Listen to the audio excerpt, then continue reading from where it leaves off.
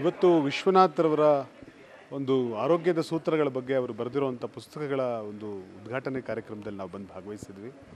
ಭಾಳ ಮುಖ್ಯವಾಗಿ ಪುಸ್ತಕದೊಳಗಡೆ ಏನಿದೆ ಅಂತ ನಾನಿನ್ನೂ ಓದಿಲ್ಲ.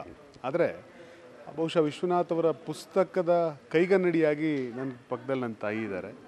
ಸೊ ನನ್ನ ತಾಯಿಯವರು ವಿಶ್ವನಾಥ್ ಅವ್ರ ಜೊತೆ ಭಾಳ ಸುದೀರ್ಘ ಕಾಲದಿಂದ ಕೂಡ ಅಂದರೆ ಹಲವಾರು ವರ್ಷಗಳಿಂದ ಅವ್ರ ಜೊತೆ ಒಡನಾಟ ಇಟ್ಕೊಂಡಿದ್ದಾರೆ ಮತ್ತು ಅವರ ಅನೇಕ ಆರೋಗ್ಯದ ಸಮಸ್ಯೆಗಳಿಗೆ ಭಾಳ ಯಶಸ್ವಿಯಾಗಿ ಒಂದಷ್ಟು ಮ್ಯಾಗ್ನೆಟ್ ಥೆರಪಿಯ ಮೂಲಕ, ಕಲರ್ ಥೆರಪಿಯ ಮೂಲಕ ಅವರು ಅನೇಕ ತಮ್ಮ ಸಮಸ್ಯೆಗಳನ್ನು ಬಗೆಹರಿಸ್ಕೊಂಡಿದ್ದಾರೆ.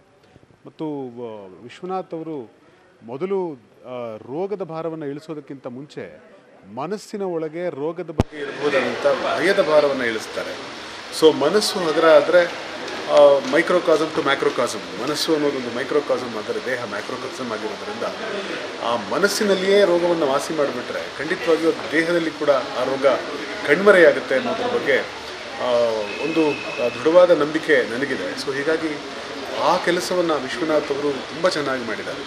ಮತ್ತು ಒಬ್ಬ IAS ಅಧಿಕಾರಿಯಾಗಿ ಅವರು ಜನರಿಗೆ ಬೇರೆ ಬೇರೆ ಸಂದರ್ಭದಲ್ಲಿ ಅವರು ಸಹಾಯ ಮಾಡಿದ ನೀತಿಗಳು ಬೇರೆ ಇದ್ದರೂ ಕೂಡ ಒಬ್ಬ ಡಾಕ್ಟರನ್ನು ಮೀರಿಸಬಲ್ಲಂತಹ ಡಾಕ್ಟರ್ ಆಗಿ ಸೊ ಮನುಷ್ಯನೊಬ್ಬನಿಗೆ ಅವನ ಎದೆಯ ಭಾರವನ್ನು ಇಳಿಸಿ ಆರೋಗ್ಯದ ಸೂತ್ರಗಳನ್ನು ತಿಳಿಸಿ ಮತ್ತು ಅವನಿಗೆ ಧೈರ್ಯವನ್ನು ಬರುವಂತೆ ಅವನಿಗೆ ಮಾತುಗಳನ್ನಾಡಿ ಅವರನ್ನು ಒಂದು ಸುಸ್ಥಿತಿಗೆ ತರೋದರಲ್ಲಿ ವಿಶ್ವನಾಥ್ರವರ ಪಾತ್ರ ಭಾಳ ದೊಡ್ಡದು.